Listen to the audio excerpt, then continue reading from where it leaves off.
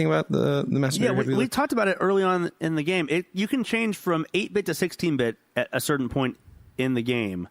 Yeah, there's a mechanic in the game that allows you to do that. Yeah. I don't know if it's like equal or if like you have to switch between 8-bit and 16-bit.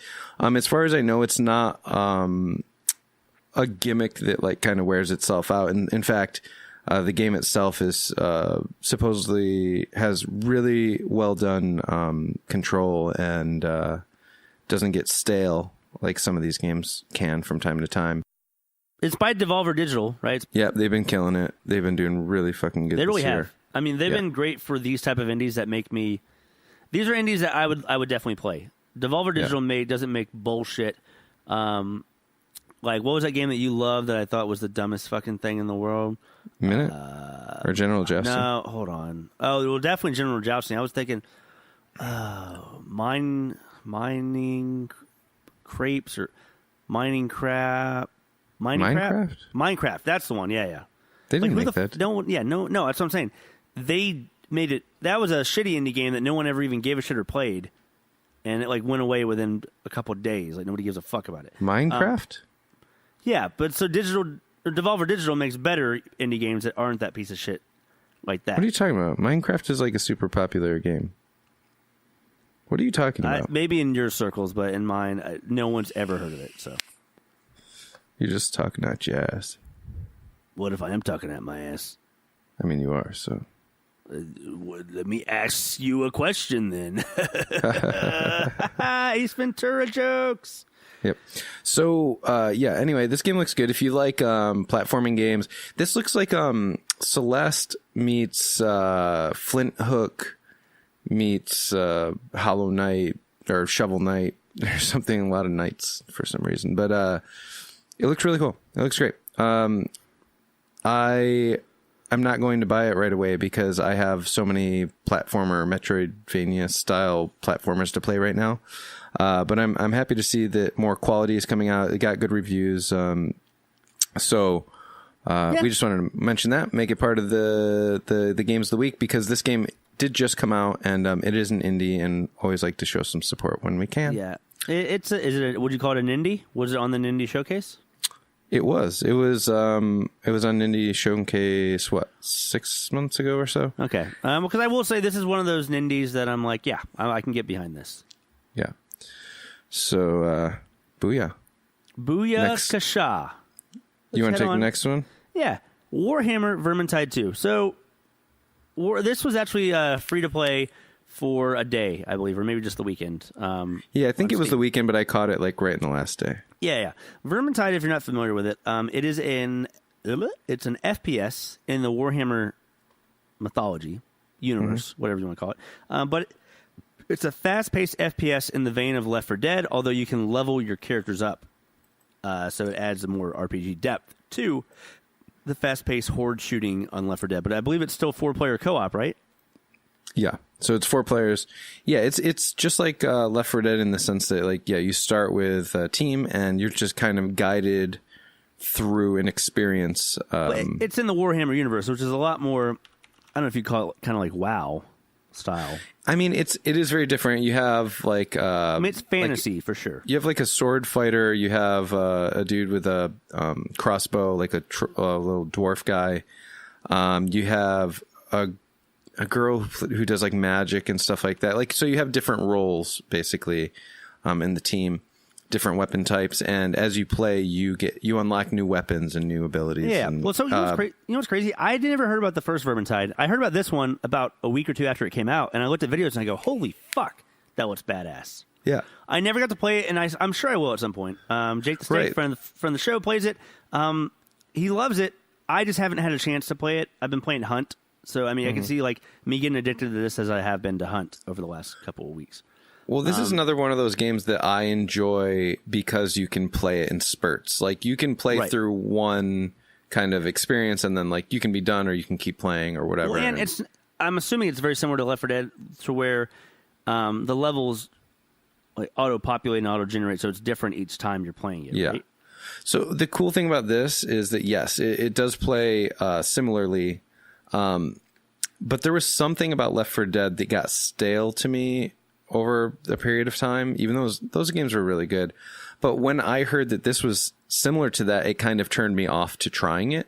And you really have to play it to appreciate it, because it's totally worth playing. Like, I wish that I had played it earlier, and I'm probably going to pick it up at some point. The only reason I didn't pick it up is because, again, we just have so many games that, like, we haven't even finished yet. It's not going anywhere.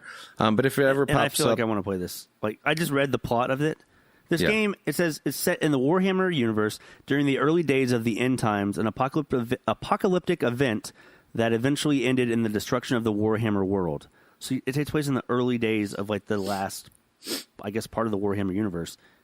Yeah. Unless, like, I don't know anything else about the Warhammer universe. It might be that the fucking end of times happened before the other games, but this might be just, like, last in the canon, if that's the case. Which would be really fucking cool if that's the case. I don't know. Your enemies in this game are, I mean, I guess the name has something to do with it. It's called Vermintide, vermin being, like, rodents. And you're fighting, like, these, like, rats that kind of have weapons, and they're all different. There's a bunch of different types of enemies. Some of them are regular, just melee attacks. Some of them shoot, and then just like Left 4 Dead, some of them can, like, drag you off and kill you or hang you. Yeah, they're ratmen known as the Skaven. Yeah. Of Clan Fester. Yeah.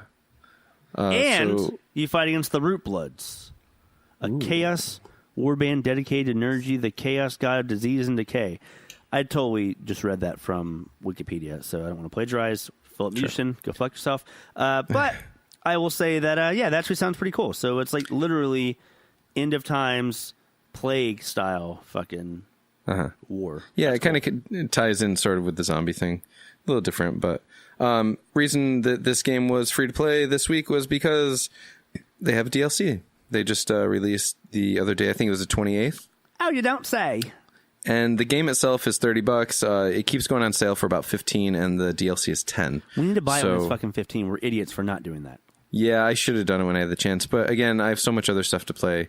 It will be there when I go back to it. So that is it for Vermintide 2. Yeah. Next game, I just showed you. This game looks fucking awesome that you're about to tell everybody about. Yeah. And it's an indie game, but don't think of it as a fucking indie game. It looks like you can definitely tell there's indie aspects to it, but it's more, it looks like a early access to a badass fucking superhero kind of game.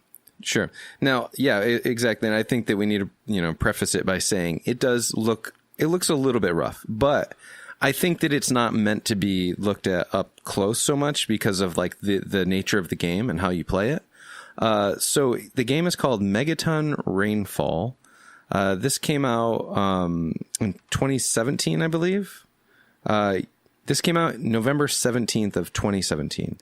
So it's been out for a while, but I just heard about it about a month ago. It's totally worth talking about.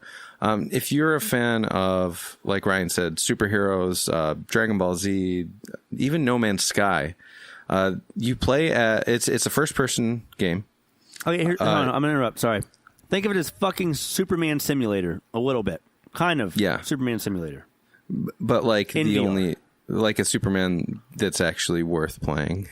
Yeah, Superman is actually worth a fuck that has some depth to him because the character is you, and you're a more fleshed out version than Superman because Superman's a useless piece of shit character with no emotional backing.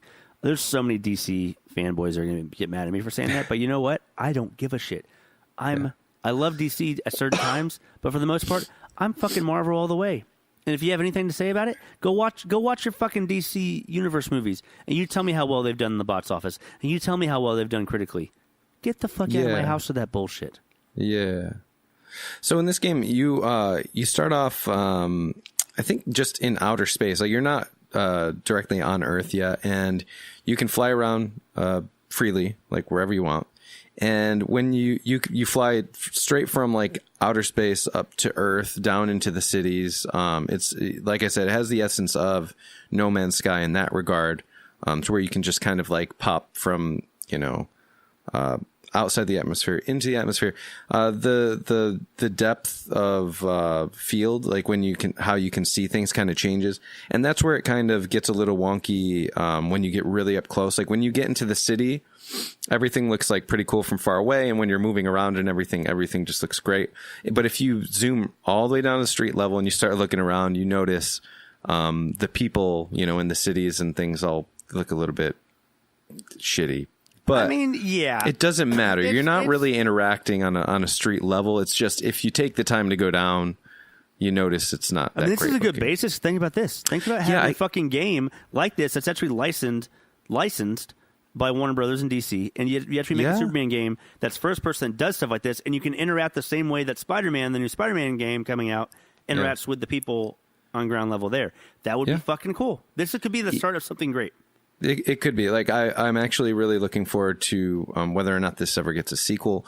The reviews for this have been mostly positive. Yeah, if it took, I don't see it taking off. I mean, it's been out for a while now, but I can see it going somewhere eventually.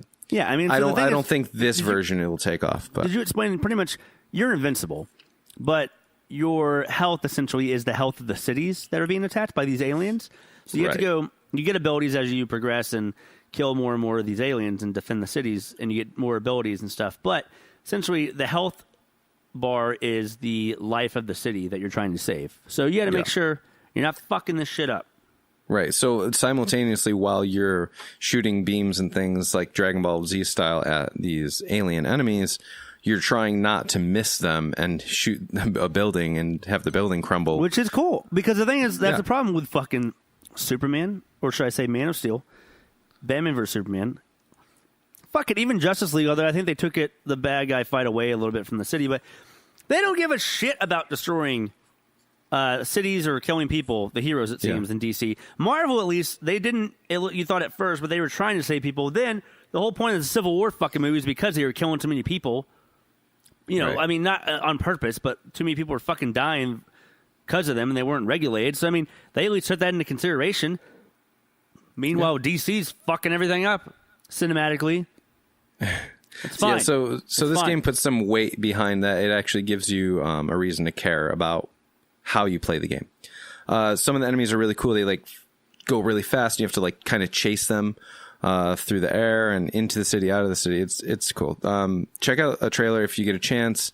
Who did we watch? We watched a video by Nerd3 or something like that. Nerd Squared? No, that would be Cubed. I'm a fucking idiot. Nerd Cube, I believe, is what he goes by. But he's funny as shit.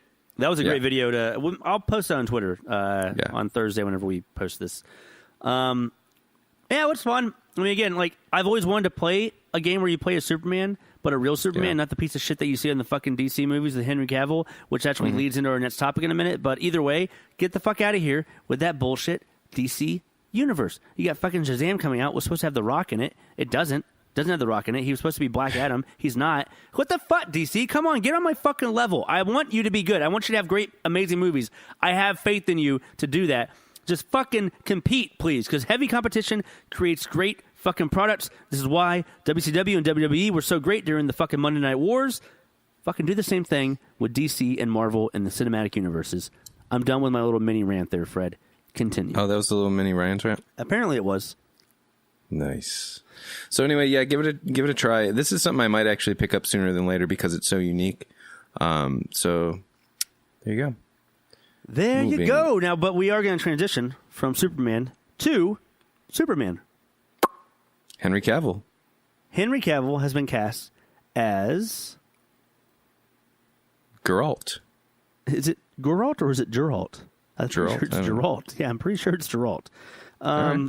I'm sorry, I don't want to be an asshole to you. Geralt of I correct you all the time. Rivia. Okay. The fucking main dude in the Witcher series, which is coming to Netflix. Okay, so there's been big talk for a while that the Witcher series is coming to Netflix. We've had discussions on this show about don't fucking make TV shows or any type of live action media when it comes to video games because you're going to fuck it up. But apparently there are some good people behind this project, and they're very excited about it. Henry Cavill has been cast as the lead role. I mean, fun fact about The Witcher is originally it was a book series.